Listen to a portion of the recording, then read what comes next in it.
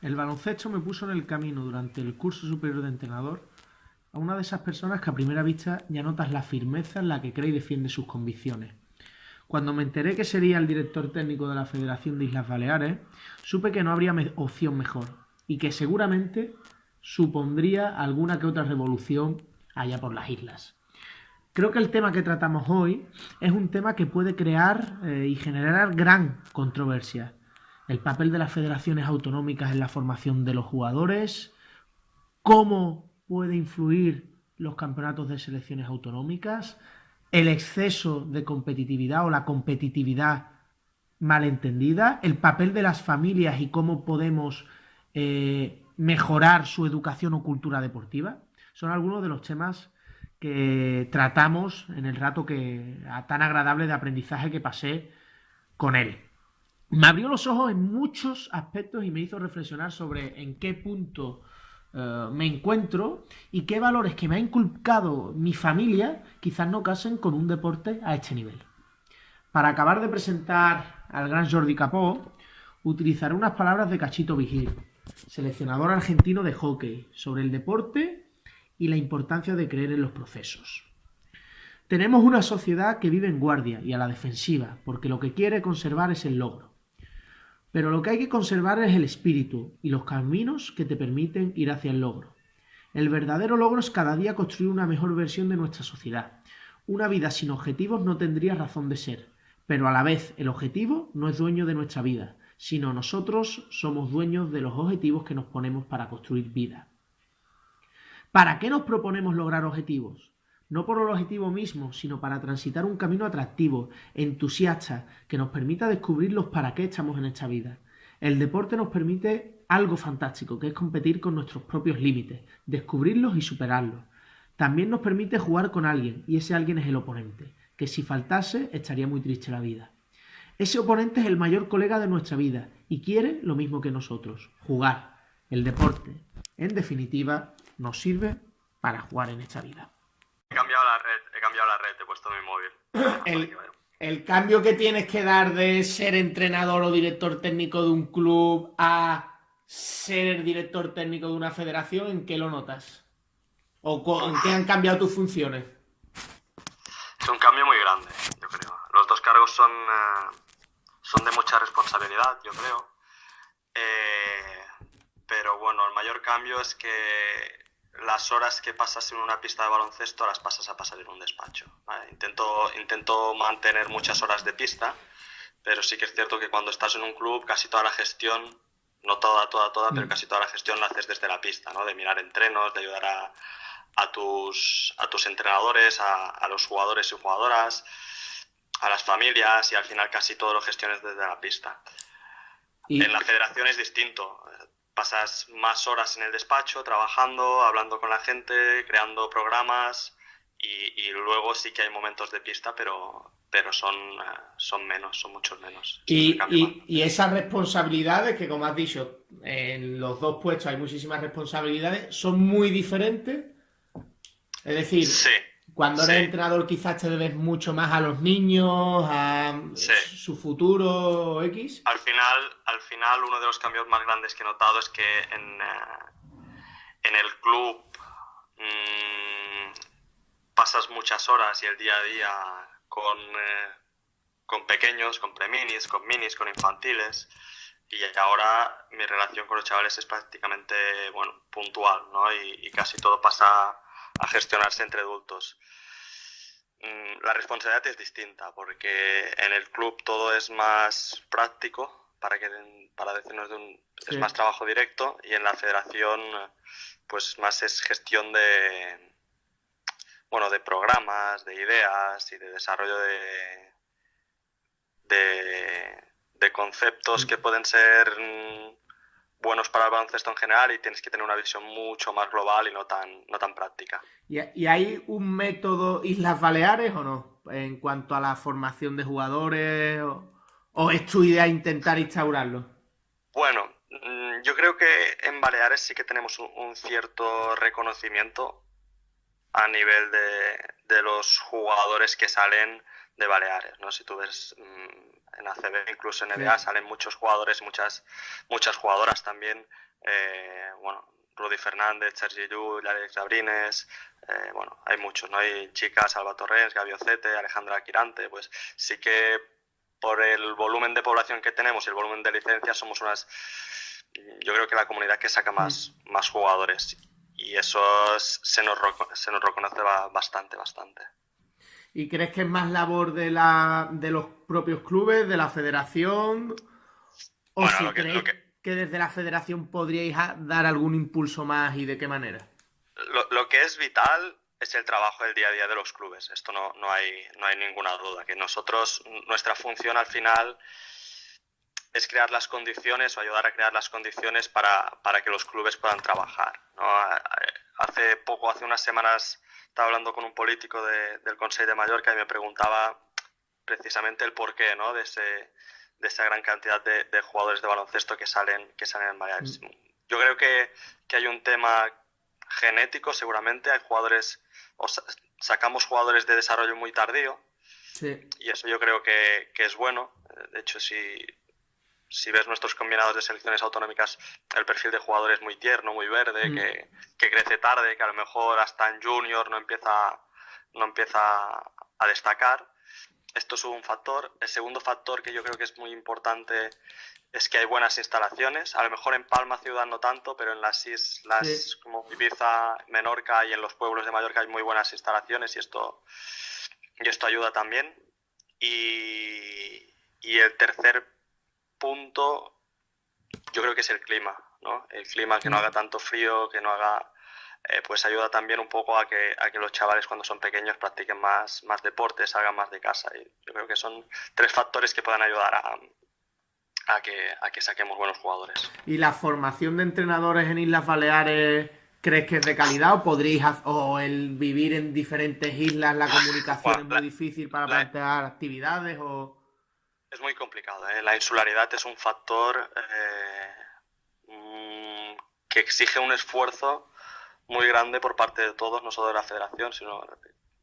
Además, no es solo la insularidad, sino que Menorca e Ibiza tienen un concepto de doble insularidad, ¿no? Porque están aislados de la península y muchos temas pasan centralizados por Mallorca, y el caso de Formentera es triple insularidad. Es decir, es inviable sacar un curso de entrenadores en Formentera. Sí. Y al final los entrenadores tienen que desplazarse a Ibiza, ¿no? Nivel 1, nivel 2, en Menorca e Ibiza van sacándose cuando podemos, más que cuando queremos, ¿no? Un año sale nivel 1, a los 3 años sale un nivel 2 y vamos combinando. Y eso en Mallorca más o menos está estable. En Mallorca este año por primera vez sacamos un nivel 3 académico, que esto yo creo que es un paso brutal. No sé si hay muchas comunidades que lo estén sacando, pero a nivel académico eso significa que habrá 10 entrenadores que saldrán con un grado superior de técnico en baloncesto. Y esto yo creo que es un tema muy importante. Y luego a nivel de formación continua sí que vamos organizando actividades. Tenemos un formato de formación continua creado por nosotros desde el comité de entrenadores, que está funcionando muy bien, que se llama Compartiendo Básquet, que lo que hacemos, en lugar de traer grandes referentes de fuera de Baleares, lo que hacemos es que un poco los referentes, los directores técnicos de clubes de Mallorca, de Menorca, de Ibiza, hacemos microclinics de 20-30 minutos en que cada uno de nuestros compañeros, porque al final somos compañeros, pues vamos aportando cositas en que nosotros creemos que podemos ayudar a los demás, ¿no? Y no solo a nivel técnico, sino que nos ayudan psicólogos, fisios, prepas. Bueno, son formatos de microclinics de 20 minutos y hacemos uno en Mallorca, que lo hicimos en el 1 de septiembre, en Ibiza vamos el 15 de diciembre y en Menorca el 10 de marzo, 8 o 9 de marzo, por ahí. Sí. Y gusta mucho porque al final va el director técnico de un club, vienen sus entrenadores más afines a escucharle a él y a los demás, evidentemente, y al final hacemos estas 6-7 ponencias en un día, cortitas, de temas muy concretos, que son prácticos, y evitamos estos grandes clinics que al final los podemos ver en internet hoy en día casi todos. Tu labor también va muy en relación a la formación de entrenadores, supongo. ¿Tú crees, o para ti, cuáles son los mayores déficits o los déficits más preocupantes que tenemos los entrenadores? Vale, mira, a nivel de... Bueno, el tema es complejo. A nivel de lo que son los cursos, primero voy a hablar de los cursos, luego del día del entrenador. Lo que son los cursos, nosotros lo que estamos intentando, es un problema, más o menos la gente que venga del mundo de la educación lo entenderá, ¿no? Sí. Creo que el fallo que estamos cometiendo casi todos es que hacemos cursos muy teóricos, muy poco cercanos a la realidad del entrenador, al día a día. Que a lo mejor estamos transmitiendo conocimientos a nivel teórico que luego no son prácticos para el entrenador. Y nuestra misión ahora en los cursos Sí. es hacerlos mucho más prácticos, más horas de pista, incluso la evaluación. Estábamos detectando que cuando nosotros evaluamos entrenadores, al final los que aprobaban o los que sacaban mejores notas eran los que eran buenos estudiantes, pero no necesariamente los que Los eran buenos RTA, entrenadores. sí. Y ahora estamos cambiando un poco la evaluación. Abandonamos un poco, no del todo, pero sí en gran parte, lo que son los exámenes teóricos y nos vamos a exámenes de competencias, ¿no? Donde vamos a evaluar las competencias del entrenador, de preparar una sesión, de dirigir una sesión, de dirigir un partido, de realizar un vídeo, por ejemplo, en nivel 2, pues todas estas competencias reales del entrenador es lo que estamos evaluando, no solo evaluando, sino enseñando a ser competentes en eso y no a memorizar o a preparar un examen. Esto es el gran cambio en los cursos de entrenadores que estamos ahora aplicando con el área de formación. Luego en el día a día, yo creo que, bueno, hay dos problemas. Uno a nivel del resultadismo, Sí. creo que es evidente, ¿no? El entrenar para ganar y no entrenar para formar. Estoy pensando sobre todo en categorías de Sí, sí, formación, sí. luego evidentemente en senior es distinto. Pero el resultadismo es un problema a día de hoy, porque en un mundo ideal pues no lo sería, ¿no? La competición ayudaría mucho a formar al jugador, pero a día de hoy el querer ganar a veces, pues bueno, supone una dificultad a la hora de entrenar, ¿no? Esto es un problema. Y luego tenemos algo muy bueno que se está convirtiendo en peligroso, digamos así, que es la gran cantidad de información que hay hoy en día en internet, Sí. sobre todo, ¿no? Que vemos muchos entrenos, muchos clinics, muchos vídeos, muchos artículos, mucho de todo, y luego el entrenador, yo creo que nos ha pasado a todos, ¿no? Que vemos un vídeo de un ejercicio que nos mola, que nos parece divertido, que nos parece Sí, sí, original lo y, copiamos y lo copiamos tal cual, sin adaptarlo, sin que sea coherente con nuestra programación. Simplemente lo he visto por YouTube esta mañana y lo hago en el entreno de la tarde porque me ha molado y voy a probarlo. Creo que muchas veces pues intentamos meter ahí un calzador y que al final veo muchos entrenos que no son coherentes ni dentro del entreno ni dentro de una planificación, sino que simplemente son acumulación de de ejercicios ejercicio. sin una coherencia en la hora de aprender. Aún así, toda esta información que tenemos evidentemente es muy buena, ¿no? Yo recuerdo no hace tantos años que tenía un pack de estos de CDs y ahí Sí, tenía clinics y entrenos y vas con eso y eso para ti era... la era Biblia casi. Claro, pero sí, es que era muchas la Biblia, veces. ¿no? Y ahora con toda la información que tenemos, pues esto lo tenemos a un clic y es muy bueno, evidentemente, pero hay que saber gestionarlo y ahí tenemos que ser coherentes con lo que necesita el jugador y no tanto con lo que nosotros queremos ¿Y enseñar. cómo tratarías de cambiar eso que has hablado de la mentalidad del entrenador en cuanto a entender mal la competición? Porque al final la Bueno, competición, si es bien yo creo entendida que como una ahí herramienta más o un elemento más del proceso, puede ser es sí, positiva. es positivo, sin Claro. duda. Yo creo que ahí al final, yo siempre digo lo mismo, ¿no? Todos los entrenadores estamos en formación, ¿no? Vamos creciendo, incluso los mejores también, ¿no? Y tenemos derecho a equivocarnos. Y casi todos pasamos por esa etapa resultadista, en mayor o menor medida, pero todos hay un momento en que pensamos en el resultado demasiado. y no pasa nada, porque es parte del aprendizaje como entrenador, ¿no? Igual que le decimos a un jugador que se permita equivocar una bandeja porque está tirando con la mano izquierda, al entrenador también hay que permitirse equivocarse en eso. El problema no es poder equivocarse en eso. El problema es no darse cuenta, no corregirlo y sobre todo que no haya un director técnico detrás que te lo haga ver, ¿no? Que te acompañe. Pues es decir, ¿qué tenemos que hacer desde la federación para ayudar en estos temas? Es crear estas estructuras, fomentar que los clubes, aunque sean pequeñitos, tengan un director técnico, un responsable del área deportiva, que sea el que reflexione, el que acompaña al entrenador, el que lo guía, el que lo haga pensar. Y eso es lo más importante, ayudar a los clubes que tengan estas estructuras. Y en ese papel de educar o de seguir formándose, ¿crees que es importante crear? Porque hay algunos clubes que sí han puesto algo en marcha parecido como Unicaja, que es una escuela de padres. Es fantástico. Mira, nosotros tenemos la gran suerte en Federación y en eso sí que estamos muy orgullosos, y es que tenemos 2 convenios con un grupo de psicología deportiva y con un psicólogo deportivo. Son dos entidades distintas, pero que colaboramos con ellos. Trabajamos directamente en jugadores, en entrenadores y también en selecciones trabajamos con los padres, ¿no? Es decir, y hablamos temas de pensando en las selecciones, ¿no? Y en que ya es un tema elitista y tal, pues estamos trabajando en temas de gestión de expectativas, sobre todo de cómo ve el padre a su hijo, qué expectativas tiene, sobre todo antes de que saquen unas listas de si entra o si no entra. Esto, sobre todo, especialmente en minis, trabajamos así, en infantil y cadetes. Ahora, antes del campeonato, seguramente haremos algo similar con los padres de cómo enfocar un campeonato, qué le está pasando a mi hijo, qué es un campeonato, que al final es una burbuja, es un paréntesis que no es la realidad. Y sí que es importante trabajar con los padres porque evidentemente, como padres y madres que son, tienen una capacidad de influencia sobre sus hijos brutal. Entonces es un factor que también hay que controlar porque bien llevado nos pueden ayudar muchísimo, muchísimo a los clubes, a sus hijos, a los entrenadores y que cada uno sepa muy bien sus funciones. Y habla un poco del tema de selecciones autonómicas.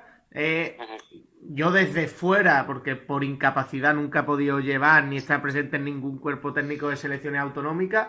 Ya te tocará, ya te tocará. ¿No crees que quizás el elemento formativo se olvida muchas veces en esas selecciones autonómicas y no contribuimos lo suficiente en que, hostia, las selecciones sirvan para seguir formando al jugador?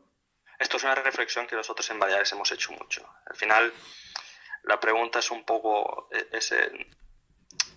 no es tanto qué le podemos sacar nosotros al jugador, sino qué le podemos dar. Y te diré más, no solo al jugador, sino también al entrenador, ¿no? El programa de selecciones, yo ahora estas semanas estoy elaborando un documento para formalizar un poco todo lo que supone el programa de selecciones desde el principio hasta el fin, y la filosofía y cómo lo evaluamos y cómo escogemos a los jugadores y a los entrenadores.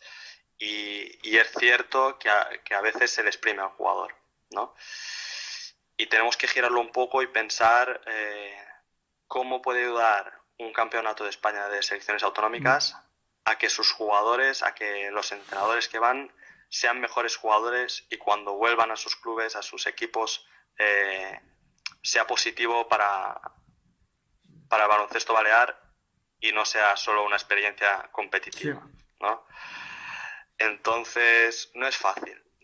Yo recuerdo la primera vez que estuve delegado en una selección, de ayudante, no recuerdo muy bien, hace ya unos cuantos años, en infantil femenino, y yo llevaba un infantil femenino, y cuando vuelves del campeonato de España te piensas que lo sabes todo.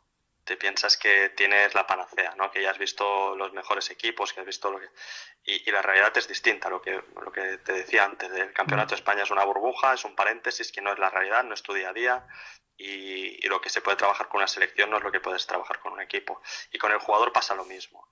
Cuando está jugando con 11 compañeros o compañeras que son los mejores de su comunidad o que son el mejor equipo de su comunidad, entiéndase así, cuando vuelves con tu equipo tienes que entender que tus compañeros no son los mismos y que tú ahí tienes una responsabilidad, ¿no? Haber ido a una selección autonómica yo creo que te supone ser un ejemplo, especialmente en clubes pequeños, un ejemplo para tus compañeros. Entonces, sí que intentamos que estos estímulos, que evidentemente son positivos, sean algo que sume al jugador y que sume al entrenador, ¿no? De que el jugador y el entrenador cuando vuelva a su equipo, a su club, sea mejor jugador, sea mejor entrenador. Y debe ser, al ser una selección, por así decirlo, como tú has dicho, elitista, la mentalidad a la hora de encarar una competición de ese tipo debe ser una mentalidad, por así decirlo, senior, donde el objetivo no es solo el proceso, sino ganar.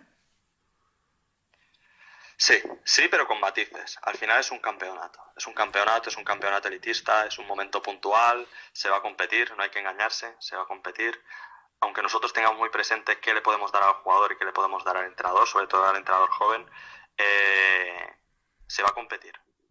Y eso es muy claro. Yo creo que en nuestro caso en Baleares algunas veces hemos pecado un poco de ser un poco idealistas, ser un poco románticos y bueno, tenemos que entender eso, que sin nosotros lo que hablamos un poco del sello balear, sí que lo tenemos, sí que estamos muy orgullosos, sí que no solo de los jugadores que sacamos, sino también de la forma de jugar, que casi todas las otras comunidades y desde la FEP se nos reconoce bastante, sin abandonar este sello, del cual estamos muy orgullosos. Sí que intentamos estos años intentar dar un paso adelante a nivel competitivo, digámoslo así. Pero, ¿y eso no crees que a veces es como mandar un mensaje algo contradictorio al niño? Porque al final, como tú has dicho, todos queremos ganar en mini básquet o lo que sea, pero claro, hay formas y formas de ganar. Totalmente de acuerdo. ¿No crees que quizás si pones el foco, si se pone el foco solo en ganar en ese tipo de campeonatos, tú al niño le estamos dando, o al entrenador un mensaje totalmente contradictorio, que es lo que puede hacer que cuando vuelva a su equipo no le haya valido el campeonato tanto? Por eso es tan importante trabajar con antes, el durante y el después del campeonato, ¿no? Es cierto que queremos ganar, pero sin abandonar nuestro sello, ¿vale? Si nosotros entendemos nuestras defensas de una manera, no las vamos a cambiar para poder ganar el partido. Si nosotros entendemos que el ataque en minibásquet debe ser de una manera, fomentando el contraataque, fomentando el 1 contra 1 y fomentando el juego sin balón, vamos a intentar ganar utilizando eso. Solo con eso vamos a intentar darlo todo para ganar. No vamos a cambiar nuestro estilo de juego para ganar, pero sí que vamos a intentar ser un pelín más competitivo, ajustar algunos temas, pero sí que los jugadores tienen que entender que se juega para ganar, sin sacrificar nada de lo que entendemos que es bueno para el jugador. Eso lo tenemos claro, no por ganar vamos a hacerle ningún daño al jugador. Lo tenemos bastante, yo creo que los técnicos lo perciben así. ¿Cuál es el modelo de juego que vosotros queréis imperar o proponer? Y si hay una progresión desde minibásquet a cadete, o le dais más libertad a los seleccionadores, o... Ahora lo estamos estructurando todo un poco. Hasta ahora los seleccionadores tienen bastante autonomía, pero es cierto que solo es cuando tú escoges un entrenador o una entrenadora u otro, solo con el perfil que escoges, yo ya estoy tranquilo, ¿no? Yo, por ejemplo, recuerdo una reunión con una de las seleccionadoras y yo le propuse todo el proyecto y le gustaba, pero su mayor miedo era que yo le impusiese una forma de jugar, ¿no? Y yo le decía, oye, si te escojo a ti y no escojo a otra, es porque quiero que la selección que vayas a llevar la lleves como la lleves en tu club, ¿no? Con matices, pero lo que estoy buscando es eso. Entonces, solo seleccionando un tipo de entrenador ya... Luego solo tienes que orientar, acompañar un poco más. Ya te digo que ahora estamos elaborando todo lo que es el programa de selecciones, un poco más formal. Pero sí que yo creo que cualquier persona que haya visto un par de campeonatos de España en selecciones y haya podido ver a Baleares, pues intentamos que el juego sea formativo en general. Sí que a lo mejor en cadete es un poco más...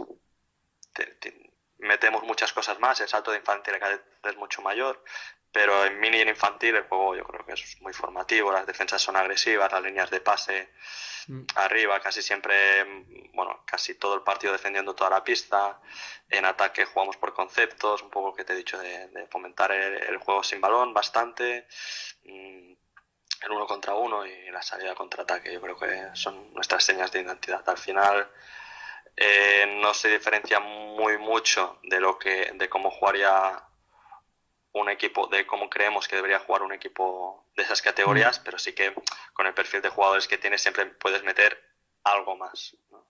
Pero la base es muy clara. Y en cuanto a la metodología para llegar a ese ideal de juego, ¿vosotros dais absoluta libertad a los entrenadores o ponéis unas pautas o...?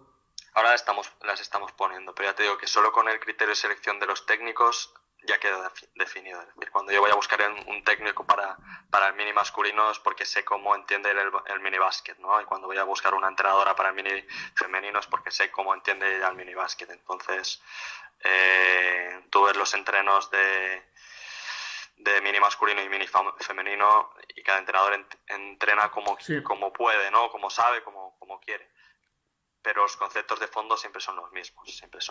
Y tú ves los dos equipos jugar y juegan a mini básquet, no juegan a otra cosa. Entonces, a día de hoy no hay un programa técnico formal, un book táctico, ¿no? Que sería en senior, ¿no? Eso no existe, pero sí que vamos orientando un poco, ¿no?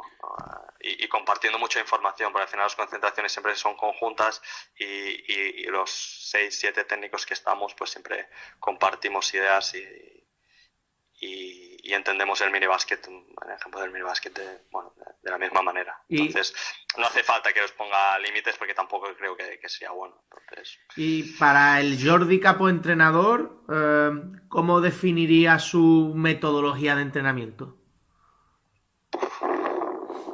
Complicado, ¿eh? Pues yo estoy en cambio constante. No soy nada dogmático, un tiempo lo era. Un poco la ley esta del péndulo, que vas de un extremo a otro y tienes momentos de equilibrio, momentos... Mira, yo un poco mi historia como entrenador o a nivel de metodología, yo aprendo, mis primeros pasos los doy al lado de... O casi, lo primero que aprendo, digamos, es al lado de Luis Albalejo, que está ahora en Torrelodones, que estuvo director técnico en CAI Zaragoza, y ahí entiendo cuando tenía 16, 17 años, la importancia de la técnica individual, ¿no? En la formación, y para mí eso ahí sí que era un dogma de fe, ¿no? El 1x0, la mejora del detalle, la mejora técnica individual. Llegan 18 años, me voy a estudiar educación física, magisterio, y ahí en la carrera me dicen todo lo contrario, ¿no? Que todas las situaciones tienen que estar contextualizadas, que tienen que ser cercanas a la realidad del jugador, y paso al extremo contrario, ¿no? De casi todo con oposición, que el jugador sea listo, que el jugador piense, sea inteligente, intentar conseguir este tipo de perfil, ¿no? Luego vuelvo a las canchas cuando termina la carrera y tengo muchas dudas, porque aplico unas cosas, no me gustan, y cambio de golpe, entonces... Y ese proceso pues me lleva otra vez a diferenciar lo que es el entrenamiento deportivo de lo que es la educación física. Vuelvo a la técnica individual, pero ahora que estoy con perspectiva, que estoy con una visión mucho más global desde la federación, pues vuelvo a estar en una situación de equilibrio, digámoslo así. Entonces ahora si tuviese que entrenar, pues seguramente sería un poco más moderado, ¿no? Digámoslo así. Sí que habría muchas situaciones 1x0 de atención al detalle, porque al final es donde yo creo que me siento más cómodo, siendo detallista con la técnica individual, pero es cierto que metería mucho componente de toma de decisión. No estoy diciendo nada del otro mundo, simplemente estoy diciendo que el recorrido del entrenador, que no haya miedo a equivocarse, a cambiar, a probar, y que cada uno se ubique con el tiempo a donde realmente esté convencido, ¿no? de lo que hace esto. Y que siempre tenga un director técnico al lado que le guíe, que le acompañe, que le dé coherencia a todo el proceso. El tema de la comodidad, del convencimiento, a mí es lo que me parece fundamental, porque al final no podemos tomar nada como dogmas, porque nada te garantiza que vayas a hacer que el jugador mejore sí o sí, más con un método que con otro. Al final el jugador mejora más por él mismo, porque el talento acaba por imponerse, que muchas veces por nosotros. No es Y, matemático, es evidente, claro, no es matemático y además hay un problema, ¿no? Y es que los resultados sobre todo en un tipo de metodología, son muy a largo plazo. sí. Entonces, saber esperar y saber ver los resultados y saber asociar los causa-efecto, o si es un desarrollo natural, o si simplemente lo que tenemos que hacer los entrenadores, si tenemos jugadores con talento, es no cagarla, digámoslo Sí. así. No restarle al jugador, porque a veces tenemos pensamientos limitantes de esto no se lo enseño porque no lo va a poder hacer, esto no toca y bueno, sobre todo cuando tenemos un jugador con talento no limitarle y dejar que fluya un poco todo, ¿no? Tú sabes que tengo muy buena relación con Jordi Anglada y hablando Justo. con él me Ah, dijo que habías propuesto la idea de que los seleccionadores solo pudieran estar 2 años y luego se renovasen o algo así. es correcto. ¿Por qué esa idea? Bueno, yo creo que nosotros ahora con los seleccionadores estamos proponiendo un ciclo de 2 años y excepcionalmente un tercero. Es decir, valorar siempre si se tiene que hacer o no se tiene que hacer excepcionalmente, pero yo creo que 2, 3 años, no vincularlo al resultado. Yo creo que también que el seleccionador esté tranquilo, esté cómodo, que durante el campeonato, durante la preparación, no esté pensando en que si hago un mal campeonato no voy a seguir o algo así. Simplemente yo creo darle este ciclo de tiempo mediano, porque no es largo, pero tampoco es un año. Entonces 2, a lo mejor 3 años, para que trabaje tranquilo, para que pasen varias generaciones. También nuestra comunidad es una comunidad que a nivel de generaciones suele ser irregular, en el sentido de que tienes una buena generación y puedes competir un poco más, y tienes una generación no tan buena y cuesta un poco más competir. Entonces que no, que no lo vinculen al resultado, porque no podemos garantizar siempre tener un buen resultado.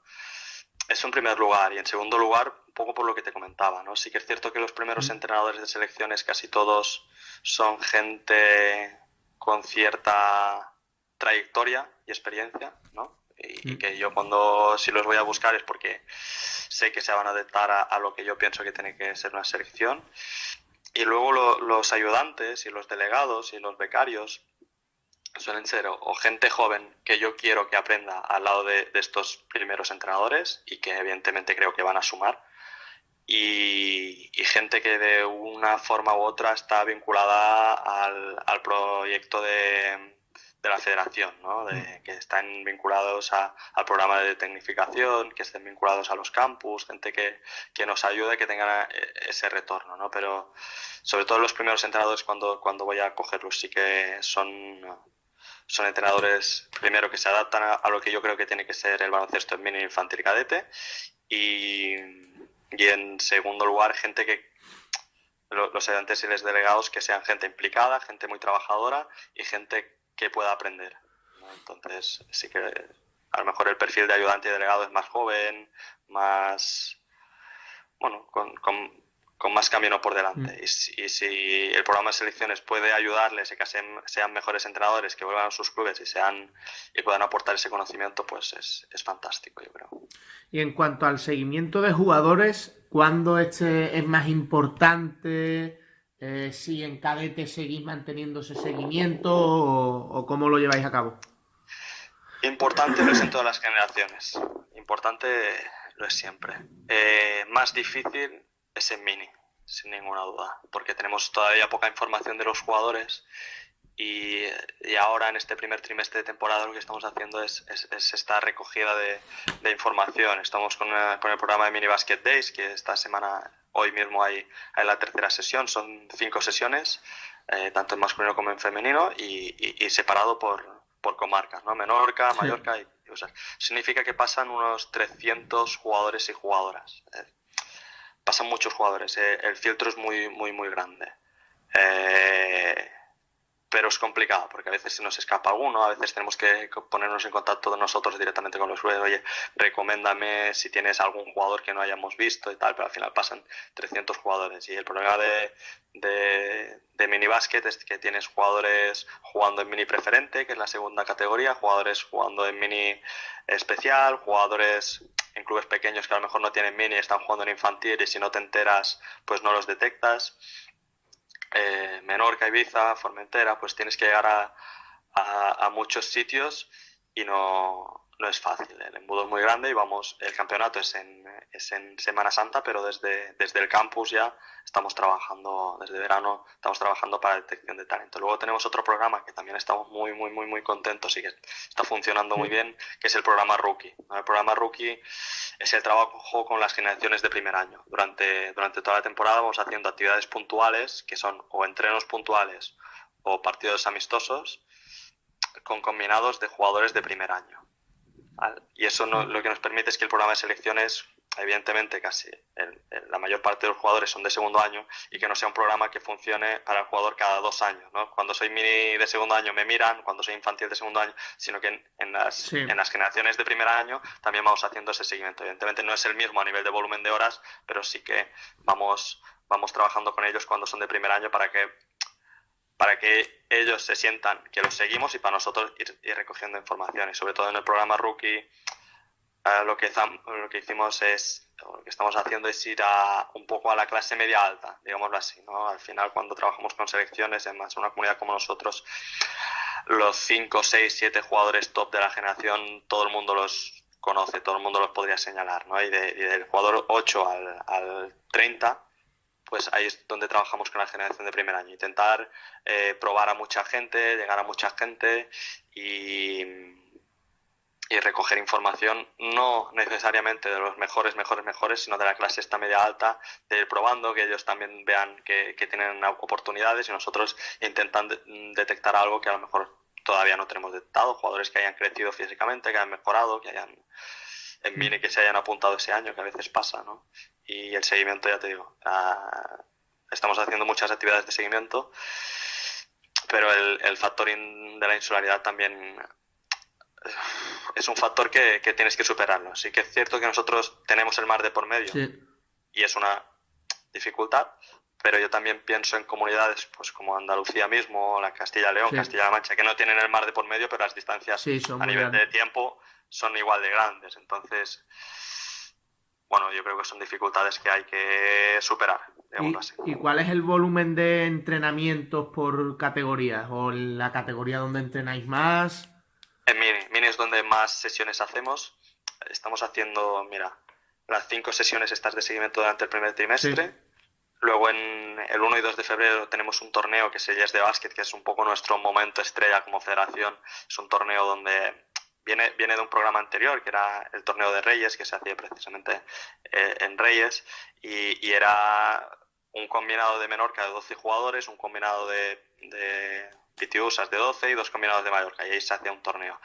El año pasado ya le dimos una vuelta, lo cambiamos un poco, y lo que hicimos es deshacer esos combinados y rehacerlos, ¿no? Y cada combinado, cada equipo, son 4 equipos igual, pero cada equipo hay 6 jugadores de Mallorca, 3 de Menorca, 3 de Pitiusas. Diluye la competición para lo bueno y para lo malo. Es decir, ya no se va a ganar el torneo Illes de básquet, sino que se va a jugar y tal. Nos permite ver más a los jugadores, los entrenadores también se mezclan, los equipos están entrenados por un ibicenco y una menorquina, o un mallorquín y una ibicenca, y también esto lo que nos obliga es que estos entrenos que estamos haciendo ahora el primer trimestre de seguimiento, el entreno viene definido por el seleccionador, es decir, esta tarde o esta mañana ya hay entrenos en Mallorca y esta tarde en Menorca y Ibiza. Las 3 islas van a hacer el mismo entreno, y cuando lleguemos al torneo todo el mundo hablará el mismo idioma, digámoslo así, tanto a nivel de jugadores como a nivel de entrenadores, ¿vale? Esto es hasta enero lo hacemos así, y luego en febrero y marzo hacemos 4 concentraciones de 3 días con los minis, ya que son 18, 15, 12 y 12 jugadores, y esto es lo que nos prepara un poco para el campeonato. Y en minis el volumen un poco más largo, y si miramos para atrás pues tenemos el campus de verano, que van 40 jugadores, y el año anterior que hemos hecho el programa Rookie con los minis de primer año, ¿vale? Y luego en infantil y cadete el proceso es más corto. Igual el año anterior tenemos el programa Rookie, en verano tenemos el campus en infantil con 25 jugadores y en cadete con 20. En septiembre hacemos una concentración de seguimiento, que es nueva este año, que lo que hemos hecho es un poco como el Rookie, ¿no? Aquellos jugadores, convocar a los que nos interesa, pero también es aquellos jugadores que no han podido venir al campus o queramos ver en nuestros entrenos, los metemos ahí, los probamos y hacemos una concentración de seguimiento, digamos. Y luego, octubre, noviembre, diciembre, son 4 concentraciones más. Es decir, en infantil y cadete hablamos de programa rookie el año anterior, campus de verano y 5 concentraciones ahora el primer trimestre. Y si tuvieras que definir las características del jugador balear o la jugadora balear, ¿qué soléis buscar? Talento, ¿no? Talento. Al final, un poco lo que te decía, cuando haces selecciones, además es un programa que todo el mundo mira un poco con lupa, es un programa muy atractivo, que todo el mundo se interesa, ¿no? Y todo el mundo opina, y es normal. Lo que te decía es que al final los 7, 8 jugadores con talento de cada generación, cualquier persona es capaz de verlo, ¿no? Y al final lo que marca la identidad no es tanto la selección de estos primeros jugadores, sino de los jugadores que van al 8 al 12.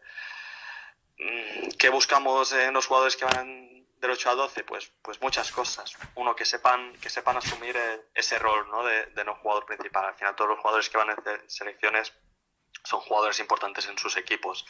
Y del 8 al 12 hay que preocuparse para que entiendan cuál va a ser su trabajo, ¿no? Al final, si una selección necesita 3 jugadores manejadores y hay un cuarto que es muy bueno, pero que no necesitamos un cuarto, pues no necesariamente, aunque sea un auténtico jugón, pues si solo puedes llevar tres manejadores, vas a llevar 3, ¿no? Y vas a buscar un perfil, pues a lo mejor más defensivo, de jugador de equipo, que sepa jugar más sin balón y no tanto con el balón, porque al final balón solo hay uno, y esos jugadores del 8 al 12 que se adapten, que sean buenos compañeros, que sean trabajadores, que sean muy disciplinados.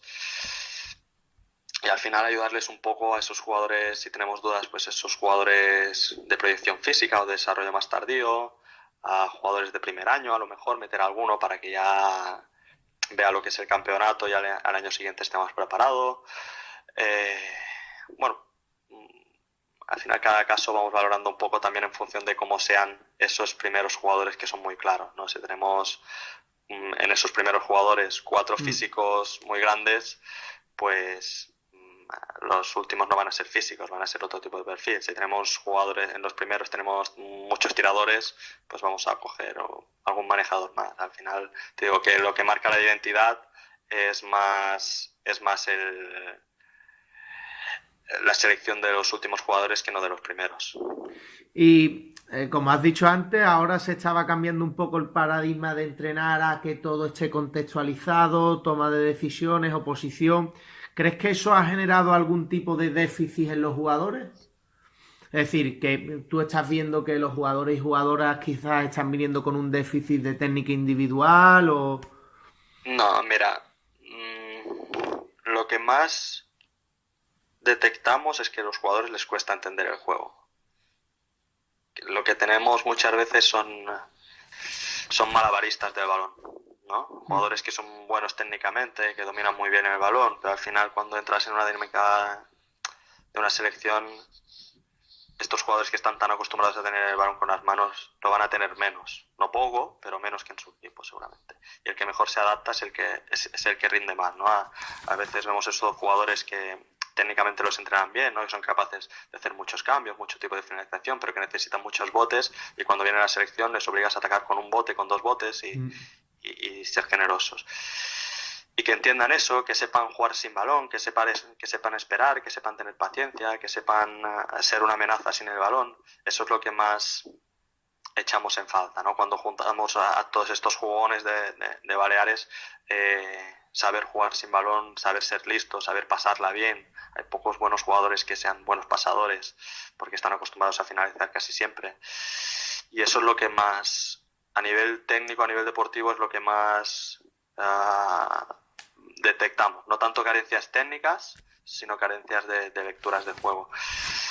Esto a nivel deportivo. Y luego, sin querer señalar a nadie ni culpabilizar a nadie, igual que decimos que esta tendencia al juego contextualizado es positiva, yo creo que es positiva. A nivel de actitudes, digámoslo así, nosotros no tenemos ninguna queja del jugador, porque normalmente cuando nos llega el jugador nos llega motivado, no ultra motivado, digámoslo así, y son muy disciplinados y tienen una actitud excelente, pero sí que es cierto que a veces no están acostumbrados a ser corregidos. No todos, evidentemente. A veces nos pasa que jugadores que son con talento en su club están protegidos, se los refuerza constantemente y a veces, pues por miedo a que no se me escape o por miedo a que esté incómodo y lo quiero tener cerca, no le corrijo todo lo que debería corregirle, ¿no? A veces pues tenemos a jugadores que están un poco protegidos y cuando en nuestro caso les corregimos un poco más o les hacemos saber lo que esperamos de él o lo que nos gusta y lo que no nos gusta, hay jugadores que reaccionen mejor y jugadores que reaccionen peor. También es cierto que cuando todavía no ha sacado la lista y el jugador quiere entrar y tiene la ilusión y es evidente que... Claro. Pero tienen miedo a equivocarse y si les corriges pues se piensan que no voy a entrar o lo estoy haciendo muy mal, cuando no necesariamente es así. Es más, muchas veces todo el mundo lo sabe y se comenta mucho, ¿no? Que cuando pones mucha atención en un jugador no es que necesariamente lo estés haciendo mal, sino que tienes interés en ese jugador, ¿no?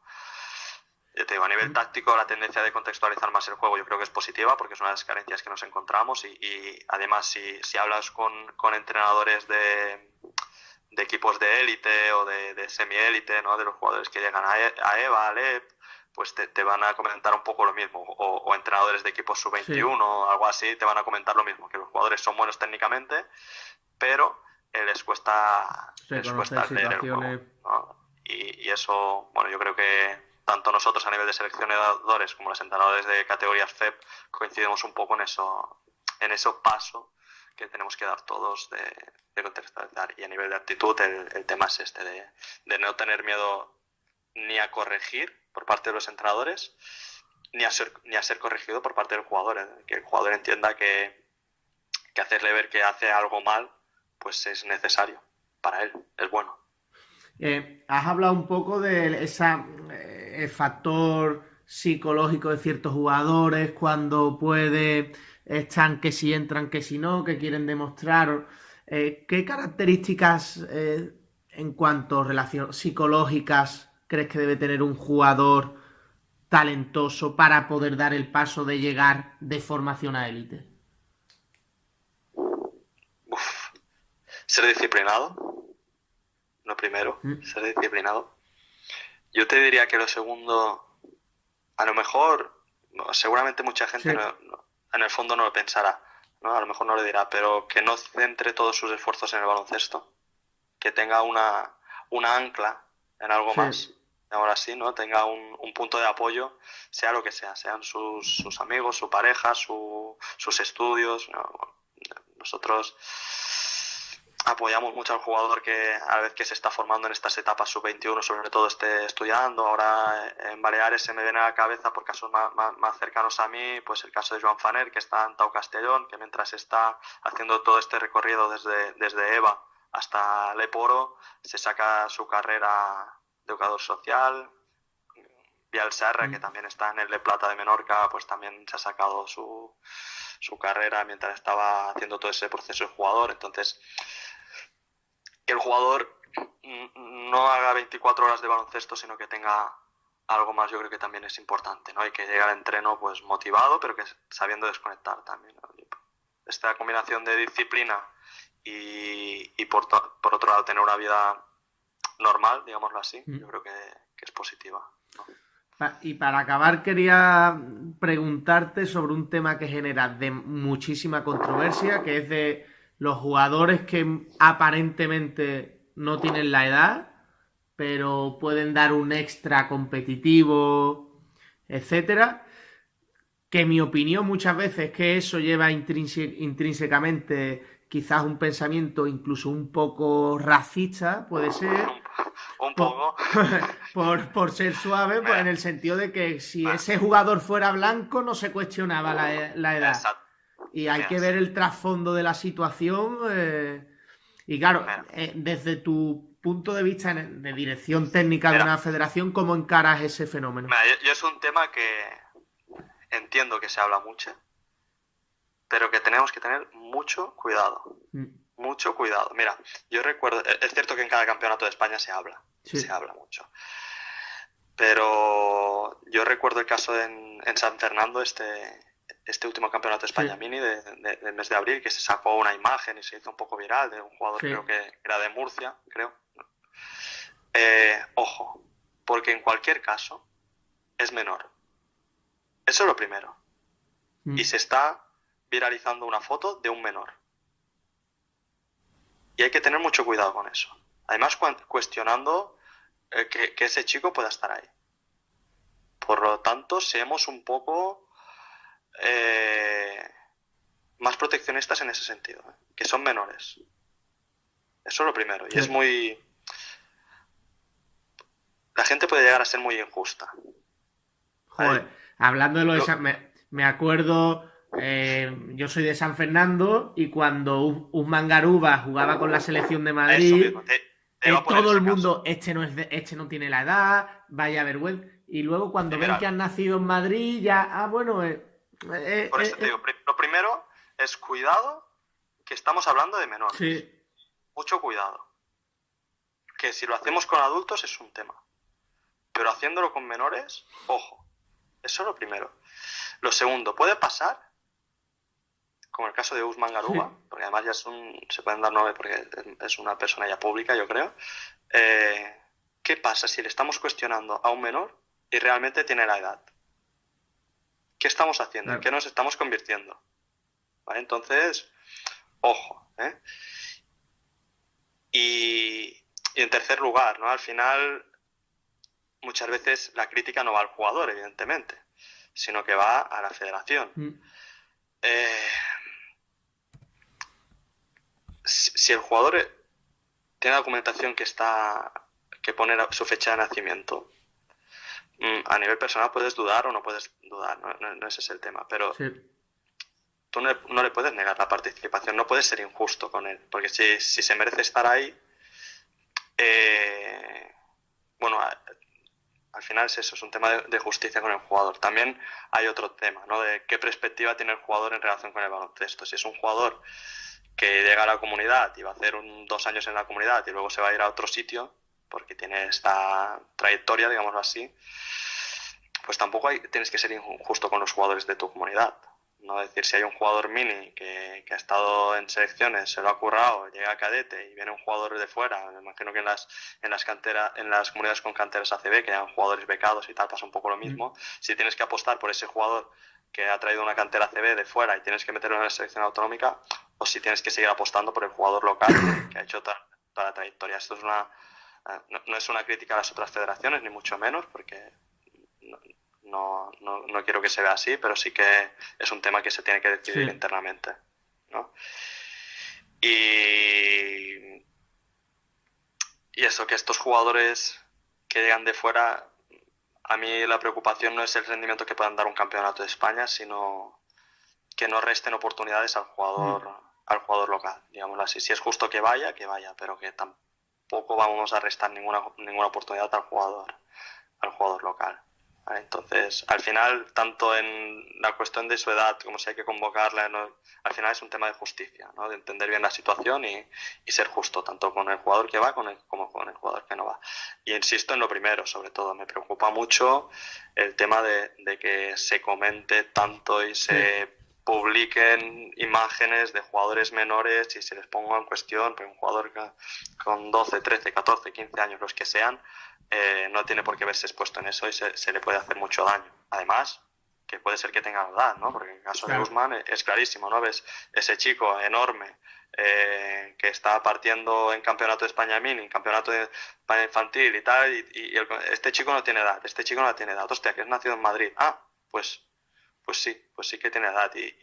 Y lo que has dicho al principio, si fuera blanco, seguramente no se cuestionaría Mm, tanto. Y cuando es un moreno, pues lo primero, el moreno de tal claro. comunidad, pues sí que hay un componente racista en el fondo, sin ninguna duda.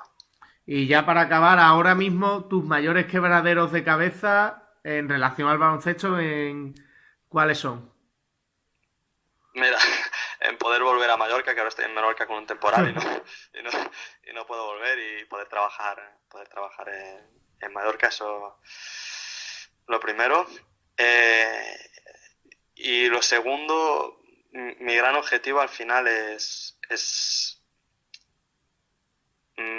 mejorar, conseguir que los clubes sean más fuertes, ¿no? Con una federación fuerte, evidentemente, pero que los clubes tengan estructuras potentes que al final son los que realmente hacen mejorar.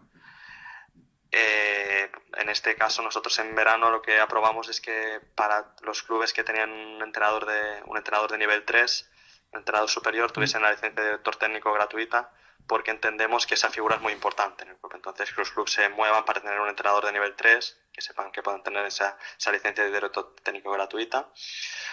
Al nivel de Baleares sí que tenemos un reto, que no depende evidentemente de la federación, pero sí que se trata de crear las circunstancias para que eso pase, que es conseguir que haya un equipo de Liga 2, para que haya un referente femenino. Ahora sí que es cierto que en Baleares tenemos la figura del centro de tecnificación, que además se ha convertido en un programa estatal. Tenemos 2 equipos EVA que están llenos de jugadores jóvenes, uno es un filial además, y tenemos un equipo de Leporo, además que está jugando bien y que ojalá que algún día, no necesariamente este año, pero ojalá que a corto plazo pueda llegar a la ACB, ¿no? En masculino yo creo que no lo tenemos mal, y tenemos el Leplata en Menorca, sí. Que tenemos 2 EVA, un Leplata, un Leporo con buena perspectiva. Menorca también está jugando muy bien en Leplata, estaba viendo ayer, y nuestra asignatura pendiente es conseguir un equipo de Liga 2 para que estas jugadores jóvenes que están en centro de tecnificación o que están trabajando bien en clubes, o las jugadoras baleares que están dispersas por las competiciones FEP, puedan tener una opción de jugar en casa, ¿no? Que es muy complicado. Liga 2 es una liga muy complicada, pero sí que como tema pendiente, conseguir ayudar que haya un Liga 2 en Baleares es algo que tenemos que conseguir, sobre todo para la jugadora joven, que tenga un horizonte, ¿no? Una posibilidad donde luego llegará o no llegará, pero que tenga ese espacio y esa ilusión, ¿no? Pues Jordi, infinitas gracias, tío. No sé si quieres decir un último comentario de lo que sea. Nada, agradecerte la labor que estás haciendo. Creo que eres un referente ya casi a nivel estatal, y como a nivel europeo, casi ya. Sí. ¿No? Por mi inglés, sobre todo por mi inglés. Seguro que sí. No, agradecerte la labor que estás haciendo de compartir, que no todo el mundo lo hace.